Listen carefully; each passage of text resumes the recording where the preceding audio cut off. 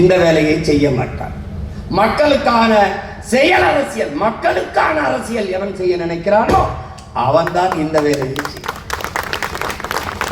அப்படி போடப்பட்டதான் நாடு ஆடுகளின் மாநாடு, மரங்களின் மாநாடு, மலைகளின் மாநாடு, தண்ணீர் மாநாடு நடக்க இருப்பதும் அப்படித்தான்.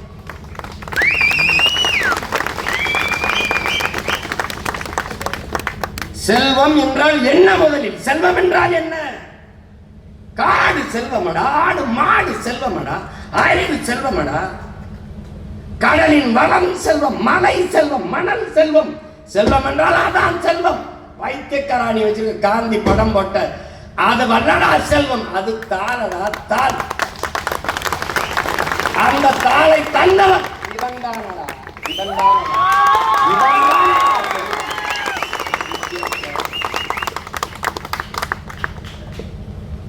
இவன்தான் நம் செல்வம், அதனால் அவன் பின்னே செல்வோம்.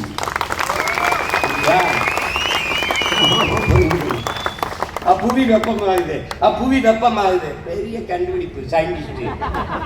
ஏன் வெப்பமாகுது சொல்ற? ஏன் வெப்பமாகுது சொல்ற? இந்த பசுங்கூட விளைவுன்னு சொன்னாங்க. அது கிரீன் ஹவுஸ் எஃபெக்ட். அது என்னன்னா, இந்த குளிர் நாடுகளில் இந்த நர்சரி, இந்த செடி கொடிகள்லாம், செடி பூச்செடி கன்று இதெல்லாம் மரக்கன்றுகள்லாம் வளர்க்குறதுக்கு ஒரு கூடாரம் போட்டிருப்பான். இப்போ கூட நம்ம உள்ள நர்சரின்னு வச்சு வளர்ப்பான். நீ பார்த்துருப்பேன். இப்படி அதை சுற்றி மூடி விட்டுருப்பான். சின்னதாக உள்ள ஒரு இது மட்டும் இருக்கும். அந்த கூடம் அதான் பசுங்கூடங்கிறது. அது என்னன்னு பார்த்தீங்கன்னா, வெளியில் இருக்கிற வெப்பத்தை உள்ளே இருக்காது, உள்ளே இருக்கிற வெப்பத்தை வெளியில் விடாது. இந்த உள்ள இருக்கிற இந்த வெப்பம் போதுமான அளவுக்கு அப்படியே வச்சுக்கிட்டே இருக்கு. அதனால தான் இந்த உயிரினங்கள் வளர முடியுது. அப்ப வெளியில இருக்கிறத உள்ள விடாது, உள்ள இருக்கிறத வெளியில விடாது, அப்படி தடுத்து நிறுத்தும் பசும் கூடம். எப்படி அந்த கூடம் போல இந்த பூமி பசுங்கூடமா மாறிடுச்சு. எப்படி பசுங்கூடமா மாறுது? பாரு, தினம் சூரியன்ல இருந்து வெயில் பூமிக்கு வருது. இது என்ன செய்து? பகல் பூரா நமக்கு வெப்பமா இருக்கு, இரவுல வெப்பம் இருக்க மாட்டேங்குது, குளிரா இருக்கு. அதற்கு காரணம், இந்த பகலில் இருக்கிற இந்த வெப்பம் இரவிலே நீல அலை கதிர்களாக அப்படியே நீரா மேலே எழுந்து விண்ணை நோக்கி போகுது. அங்க போய் அது குளிர்ந்துருது. அதனால் நமக்கு குளிரா இருக்கு, வெப்பம் தணிந்து குளிரா இருக்கு. இப்போ இந்த நீல அலை கதிர்களாக மேல போகுதுல வெப்பம் இரவுல, அதை போக விடாம ஒருத்தன் தடுக்கிறான். அந்த அயோக்கிய யாரு? யார் செய்யறா? அதுதான் இங்கு தொழில் புரட்சி என்று கொண்டு வந்தப்பட்ட ஒன்று. எப்படின்னா, அவன் என்ன சொன்னா, இங்க பாரு, இந்த இன்னைக்கு பூமிக்கு அடியில் இருக்கிற மீத்தேன் எடுக்கிறது, நிலக்கரியை எடுத்து அந்த மின்சாரம் தயாரிக்கிறது, இந்த மீத்தேன் ஈத்தேன் எடுக்கிறது, ஹைட்ரோ கார்பன் எடுக்கிறது, இந்த மாதிரி இதுகளில் தான் புவி அதிகமாக வெப்பமாகுதுங்கிற. அதுல மீத்தேன் வந்து அளவு கம்மி, அதனுடைய வாழ்நாளும் கம்மி. ஆனால் மீத்தேனாலதான் 60 விழுக்காடு பூமி வெப்பமாகுதுங்கிறான். எல்லாம் கொஞ்சம் அதனுடைய அளவு கம்மி, அதை கொஞ்சம் தானே எடுக்கிறான் மீத்தேன் அப்படின்னு நினைக்கூடாது. நீ அது கொஞ்ச நாள் தான் அவனுடைய வாழ்நாள் இருக்கு. ஆனால் அது பூமி 60 விழுக்காடு வெப்பத்தை தந்துருதுங்கிற. அப்ப இது என்ன செய்து? இந்த காற்றுகள் எல்லாம், இந்த புகையெல்லாம் அப்படியே மேல போய், இந்த கார் வெளியிடுகிற நச்சு புகையெல்லாம் மேலே போய் இந்த சரியா இந்த பூமியிலிருந்து, இந்த தரை பகுதியிலிருந்து 15-20 கிலோமீட்டருக்கு மேலே அந்த விண்வெளியில ஒரு கருப்பு படலம் போல படர்ந்து நின்றுக்குதுன்றான். நின்றுக்கிட்டு இந்த இரவில் இந்த வெப்பம் அப்படியே மேலே நீல அலை கதிர்களா போய் மேலே குளிர போகுது பாரு. அது அங்க மேல போக விடாம இந்த கருப்பு படலம், இந்த புகை படலம் அப்படியே தடுத்து ஒரு போரையை போட்டு போத்துன மாதிரி பூமிக்குள்ளே நிறுத்திடுதுங்க. அதனால என்ன ஆயிருது? புவி வெப்பம் குறைய மாட்டேங்குது. அப்படியே இந்த புவி வெப்பமான என்ன பிரச்சனை? என்ன பிரச்சனைனா, இப்போ பருவநிலை மாறுது. பருவநிலை மாறும்போது பருவமழை, பெருமழை இது இல்லை. ஒரே ஒரு மழை தான் இருக்கு, புயல் மழை மட்டும்தான் நமக்கு இருக்கு.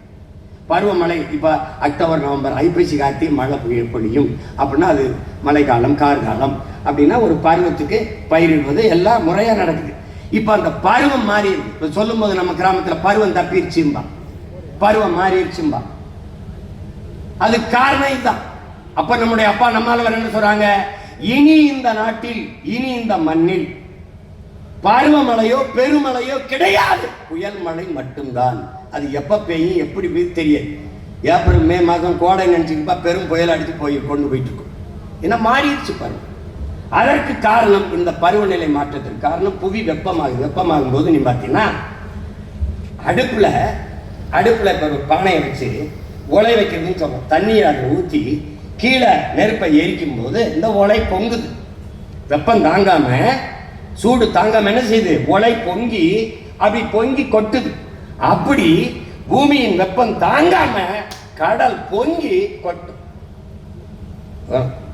அப்படி வெப்பமாகி கொந்தளிக்கும் போது இங்க சொல்றாங்கல்ல, ஆதி நிலம் என்பது தீவு. அந்த தீவிலே பல தீவு, மன்னார் வளைகுடா எல்லாம் 2-3 தீவு உள்ள போயிடுச்சுங்க. இது என்ன செய்யும், கடலோர கிராமங்கள் கடலோர பகுதிகள் பல இடங்களை அப்படியே முழுங்கிடும். புவி வெப்பமான ஒரு சுனாமியே நம்ம தாங்க முடியல. அப்ப கொந்தளிச்சு என்ன பண்ணும், கடலோர பகுதிகள் கிராமங்கள் எல்லாவற்றையும் 300-400 கிலோமீட்டருக்குள்ள போய் இழுத்து மூழ்கடிக்கும் பேரழிவை இந்த பூமி சந்திக்கும். அது எப்படி பொங்கி வழியுதோ அப்படி கடல் பொங்கி வழிஞ்சால் என்ன ஆகும்னு நீ கொஞ்சம் கற்பனை செஞ்சு பார்த்துக்க. அப்ப என்னென்ன ஆபத்துங்க, என்ன உயிரினம் உள்ள வாழும், எந்த உயிரினம் உள்ளே வாழும். நீ கொதிக்கிற தண்ணியில ஒரு பூச்சியை பிடிச்சு போட்டார், ஒரு மீனை உயிரோட போட்டா நான் சேர்த்துப்போம். அதான கடல் அளவுக்கு மீறி கொதிச்சா என்ன உள்ள எந்த உயிரினம் வாழும். மனித உணவு தேவைகள் 33 விழுக்காடை கடல் உணவு தான் நிறைவு செய்துங்கிறான். கடல் வெப்பமாயி கொந்தளிச்சு புறம் செத்து போச்சுன்னா பட்டி எடுத்து நீ சாக வேண்டியதுதான். அப்ப ஒவ்வொன்றையும் நீ பார்க்கணும்.